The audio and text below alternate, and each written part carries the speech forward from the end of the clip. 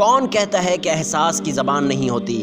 احساس ہی تو وہ ساتویں حص ہے جو سامنے والے کی نیت کے بارے میں ہمیں چیخ چیخ کے بتاتی ہے۔ اچھے انسان کی پہچان شہد کی مکھی کی طرح ہے، وہ اچھی چیزیں نگلتا ہے اور اچھی چیزیں اگلتا ہے۔ دیر سے بنو لیکن کچھ بنو ضرور، کیونکہ وقت کے ساتھ لوگ خیریت نہیں بلکہ حیثیت پوچھتے ہیں۔ بہترین دنوں کے لیے برے دنوں سے لڑنا پڑتا ہے۔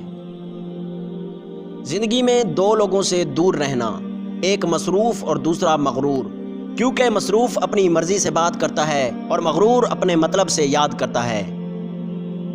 اگر ایک ہارا ہوا انسان ہارنے کے بعد بھی مسکرا دے تو جیتنے والا اپنی جیت کی خوشی کھو دیتا ہے۔ آپ کا کردار ہی آپ کی پہچان ہے، ورنہ ایک نام کے لاکھوں انسان ہیں۔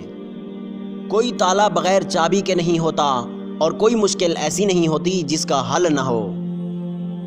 اپنا ماضی، اپنا گریبان اور اپنا ضمیر سبق لینے کی بہترین جگہوں میں سے ہیں۔ جہاں اپنی بات کی قدر نہ ہو وہاں چپ رہنا ہی بہتر ہے۔ علم ایک ایسا پھول ہے جتنا کھلتا ہے اتنی خوشبو دیتا ہے۔ ارسطو سے کسی نے کہا کہ میں نے ایک معتبر آدمی سے تمہارے بارے میں کچھ غلط باتیں سنی ہیں۔ ارسطو نے جواب دیا کہ غیبت کرنے والا معتبر کیسے ہو گیا؟